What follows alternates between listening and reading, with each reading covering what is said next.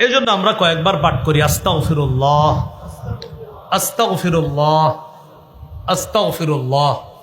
আল্লাহ পাক রব্বুল আলামিন বলেন, ইস্তাগফিরু রব্বাকুম, তোমরা তোমাদের রবের কাছে ক্ষমা প্রার্থনা করো। ইন্নাহু কানা গফফারা। ইস্তেগফার পাঠ করার এক নাম্বার উপকারিতা, তিনি তোমাদেরকে ক্ষমা করে দিবেন। 2 নাম্বার, ইউরসিলিস সামা আলাইকুম মিদরারা, আসমান থেকে মুষলধারে বৃষ্টির ন্যায় রহমত নাজিল করবেন। 3 নাম্বার, ওয়ায়ুমদিদকুম বিআমওয়াল, তোমাদেরকে সম্পদ দিয়ে সাহায্য করবেন। 4 নাম্বার, ওয়াবানিনা, যাদের সন্তান নাই তারা ইস্তেগফার পাঠ করলে তাদেরকে আল্লাহ সন্তান দিয়ে সাহায্য করবে।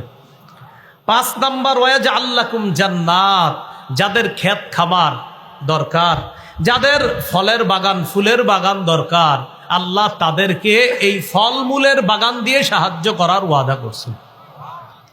6 নাম্বার, ওয়াজআল লাকুম আনহারা, নদী নালা দিয়ে আল্লাহ সাহায্য করবেন। 12 নাম্বার পারায় আসছে, কেউ যদি ইস্তেগফার পাঠ করে বর্তমানে শরীরের মধ্যে যে শক্তি, ইয়াজিদকুম কুওয়াতান ইলা কুওয়াতিকুম, এই শক্তির সাথে আল্লাহ আরো শক্তি যোগান দান করবেন, তার শরীরে আল্লাহ আরো শক্তি বাড়ায় দিবেন।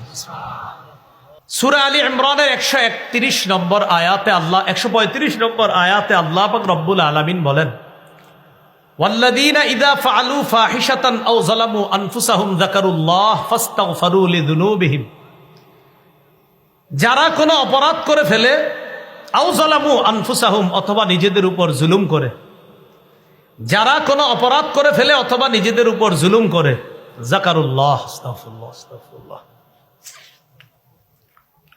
যারা কোনো অপরাধ করে ফেলে অথবা নিজেদের উপর জুলুম করে, সাথে সাথে আল্লাহকে স্মরণ করে, ফাস্তাগফিরু লিযুনুবিহিম, নিজেদের গুনাহের জন্য আল্লাহর কাছে ক্ষমা চায়। ওমাই ইয়াগফিরুয যুনুবা ইল্লাল্লাহ, আর আল্লাহ ছাড়া তাকে ক্ষমা করবেই বা কে? তো এই ব্যক্তি যখন ইস্তেগফার পাঠ করে গুনাহ করার পর, আল্লাহ পাক রব্বুল আলামিন তার গুনাহ ক্ষমা করে দেয়। আমার সাথে বলেন তওবার 3টি শর্ত। তওবার শর্ত কয়টি? মুহাদ্দিসিনে কেরাম লেখছেন তওবার শর্ত 3টি, ফকিগণ আরেকটি বাড়াইছে, মোট 4টি। তওবার শর্ত কয়টি? 3টি। ফকিগণ আরেকটি বাড়াইছে, তাহলে হয় মোট কয়টি? 4টি। 1 নাম্বার, অতীতের গুনাহের উপর অনুতপ্ত হওয়া, আগে যা করেছি এটার জন্য অনুতপ্ত হওয়া। 2 নাম্বার, আগের গুনাহ ছেড়ে দেওয়া। 3 নাম্বার, দৃঢ় প্রতিজ্ঞা করা, আমি ভবিষ্যতে এই জাতীয় গুনাহ আর করব না। 4 নাম্বার, বান্দার হক নষ্ট করে থাকলে বান্দার হক আদায় করে দেওয়া। তাহলে তওবার জন্য মোট 4টা শর্ত। 1 নাম্বার, অতীতের গুনাহের জন্য অনুতপ্ত হওয়া। নাম্বার, অতীতের গুনাহ ছেড়ে দেওয়া। 3 নাম্বার, প্রতিজ্ঞা করা, ভবিষ্যতে এই গুনাহটা আমি আর করব না। 4 নাম্বার, বান্দার হক নষ্ট করে থাকলে বান্দার হক আদায় করে দেওয়া। এই 4টি শর্তে আমরা আল্লাহর কাছে তওবা করব, আল্লাহ তৌফিক দান করেন। সূরা তাহরীমের 8 নম্বর আয়াতে আল্লাহ পাক রব্বুল আলামিন বলেন, ইয়া আইয়ুহাল্লাযীনা আমানু তুবু ইলাল্লাহি তাওবাতান নাসুহা, হে ঈমানদারগণ, তোমরা আল্লাহর কাছে তওবা করো, খাঁটি তওবা। আসা রাব্বুকুম আইয়ুকাফিরা আনকুম সাইয়্যাতিকুম, খাঁটি তওবা যদি করো, আশা করা যায় আল্লাহ তোমাদের সব পাপগুলো ক্ষমা করে দিবেন। গুনাহ থেকে বাঁচার 1 নাম্বার উপায় তওবা করা। ইবনে মাজার 4250 নম্বর হাদিসের বর্ণনা, ক্বালা রাসূলুল্লাহ সাল্লাল্লাহু আলাইহি ওয়াসাল্লাম, আত-তাইবু মিনাদ যামবি কামান লা যামবালা, নবী বলেন যে ব্যক্তি গুনাহ থেকে তওবা করে সে কেমন যেন এমন হয়ে যায় তার কোনো গুনাহই নেই।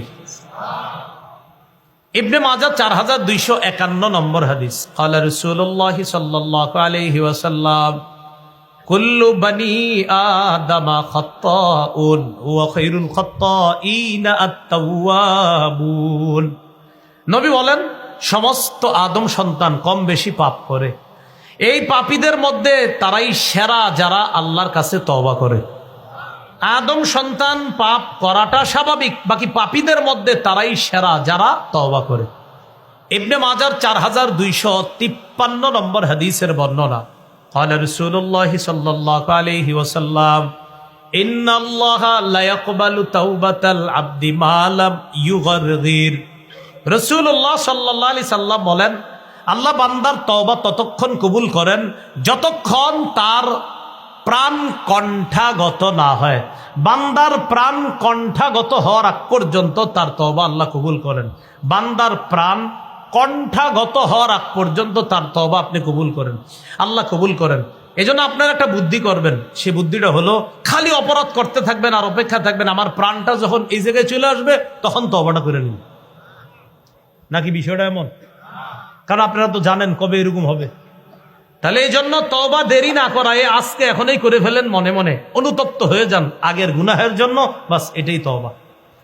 ইবনে মাজায় আসছে আন-নাদামু আত-তাওবা, 4252 নম্বর হাদিসে আসছে আন-নাদামু আত-তাওবা, গুনাহ থেকে অনুতপ্ত হওয়াটা এটাই তওবা।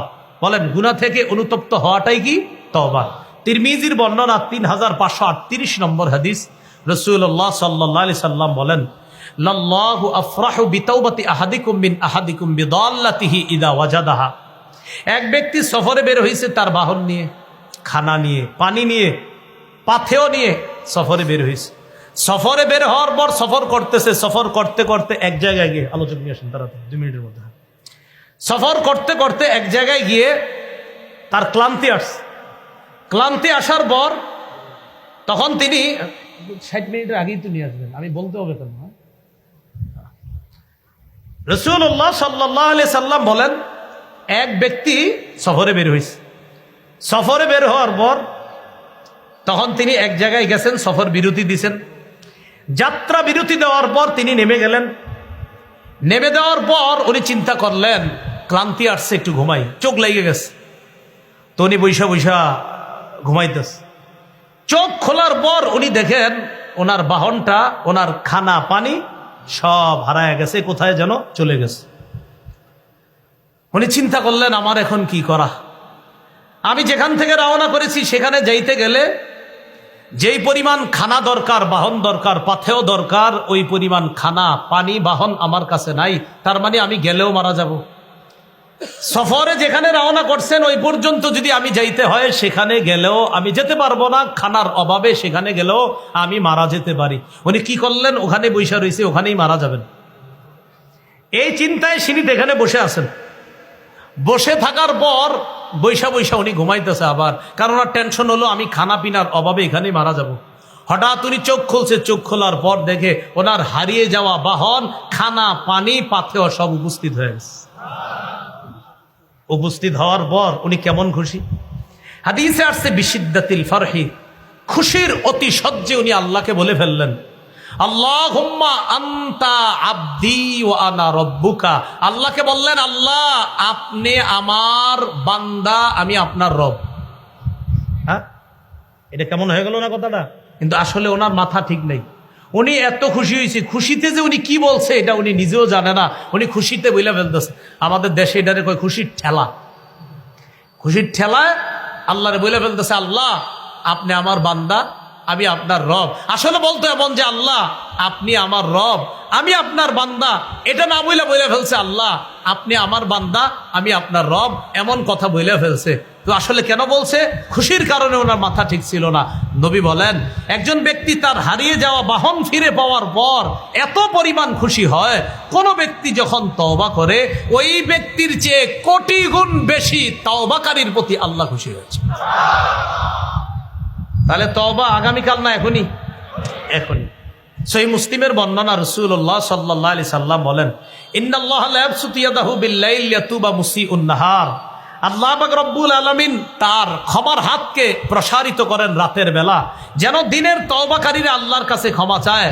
ওয়া ইয়াবসুতু ইয়াদাহু বিন-নাহার লিয়াতুবা মুসিউল লাইল, দিনের বেলা ক্ষমার হাত প্রসারিত করে রাখেন যেন রাতের অপরাধীরা আল্লাহর কাছে ক্ষমা চায়। প্রিয় ভাইয়ারা, আজকে এখন রাতের মধ্যে আছি আমরা, দিনে অনেক অপরাধ করছি, আজকে আল্লাহর কাছে ক্ষমা চেয়ে নিব ইনশাআল্লাহ। ক্ষমার আশায় বারবার আল্লাহকে ডাকা, ক্ষমার আশায় বারবার আল্লাহকে ডাকা। তিরমিজির বর্ণনা 3540 নম্বর হাদিস। এই হাদিসের মধ্যে আসছে, আল্লাহ হাদিসে কুদসির মধ্যে বলেন, ইবনা আদম ইন্নাকা মা দাউতানি ওয়া রাজাউতানি গফারতু লাকা আলা মা কানা ফিকা ওয়ালা উবালি। হে আদম সন্তান, তুমি আমাকে ক্ষমার আশায় যতক্ষণ ডাকতে থাকবা, আমি ততক্ষণ তোমাকে ক্ষমা করতে থাকবো। এতে আমি আল্লাহ কারো পরোয়া করি না। তাহলে 3 নাম্বার উপায় ক্ষমার আশায় আল্লাহকে বারবার ডাকা। 4 নাম্বার রাসূলুল্লাহ সাল্লাল্লাহু আলাইহি সাল্লামের সুন্নতের অনুসরণ করা।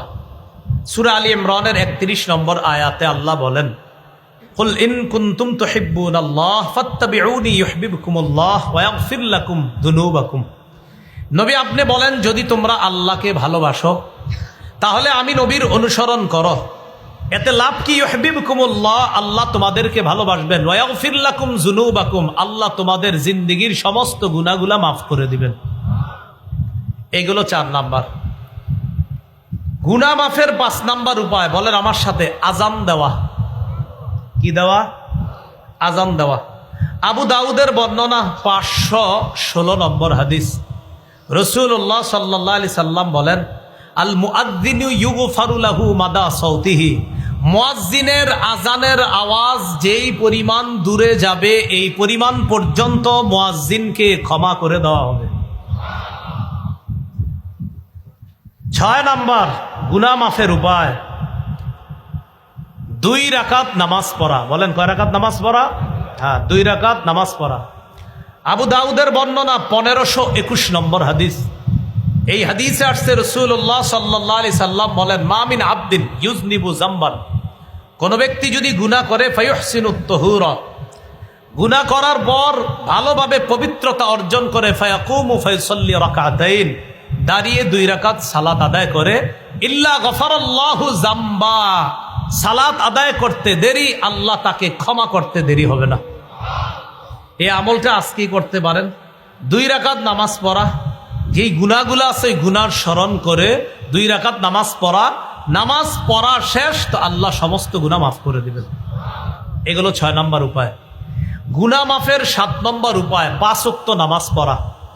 সহিহ বুখারীর বর্ণনা 526 নম্বর হাদিস। এই হাদিসের মধ্যে আসছে, এক ব্যক্তি রাসূলুল্লাহ সাল্লাল্লাহু আলাইহি সাল্লামের কাছে আসছে।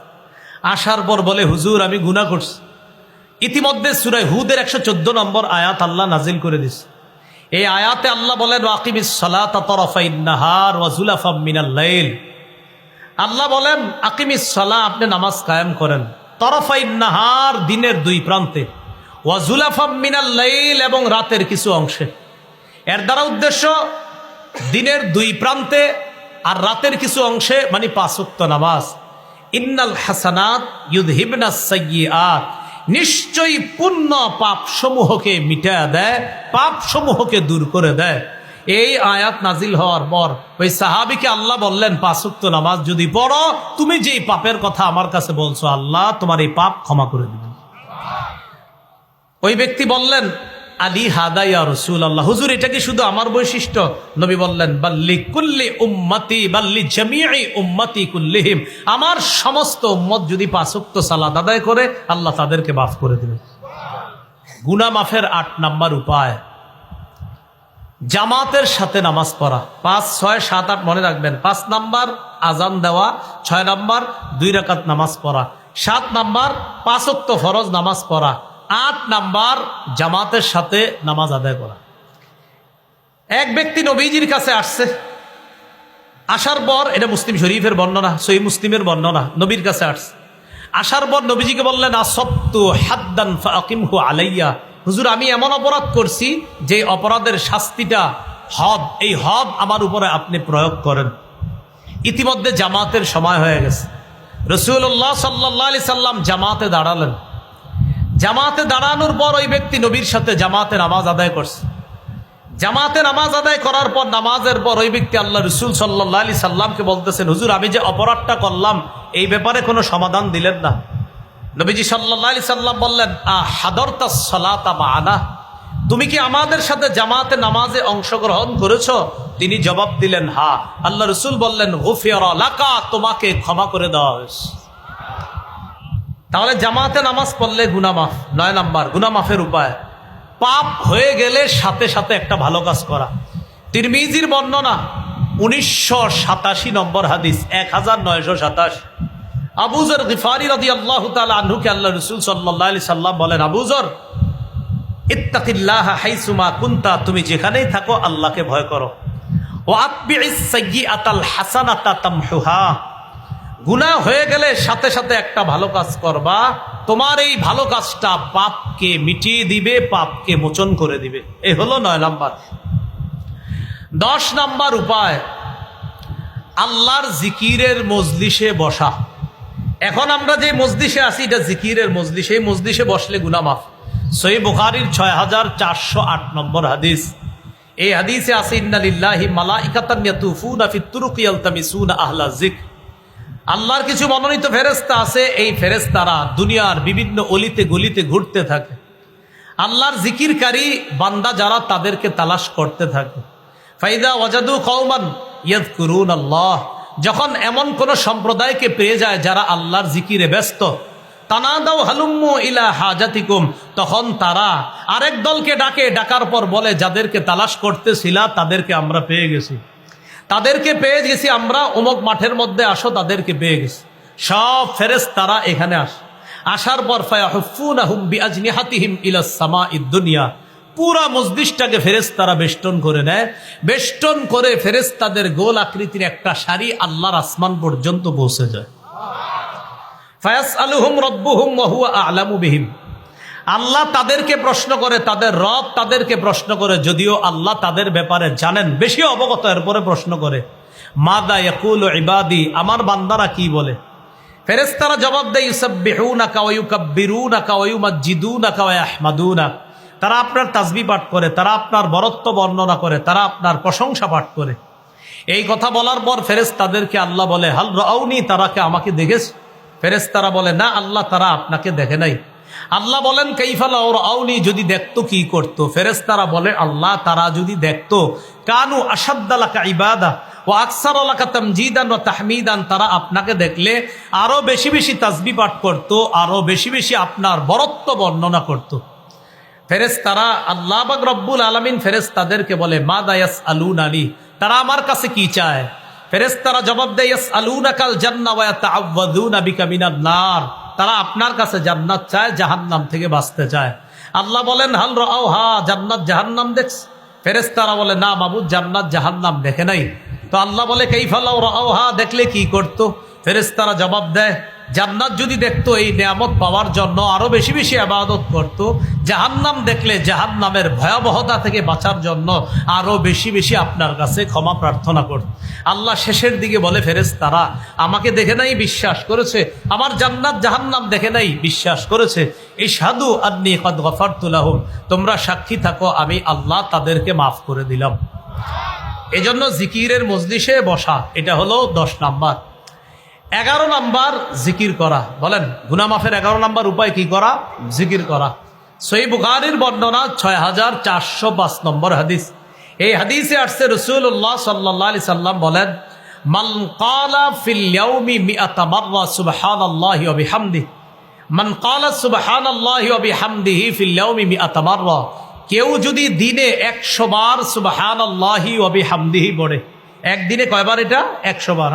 কয়বার পরে? 100 বার কি পরে? সুবহানাল্লাহি ওয়া বিহামদিহি হুত্তাত খাতায়া ওয়া ইন কানাত মিসলা জাবাদিল বাহরি, সমুদ্রের ফেনা পরিমাণ গুনাহ যদি হয় তার এই গুনাহ ক্ষমা করে দেওয়া হবে। এই হলো গুনাহ মাফের 11টা কারণ আমরা জানলাম। প্রথম অংশে গুনাহ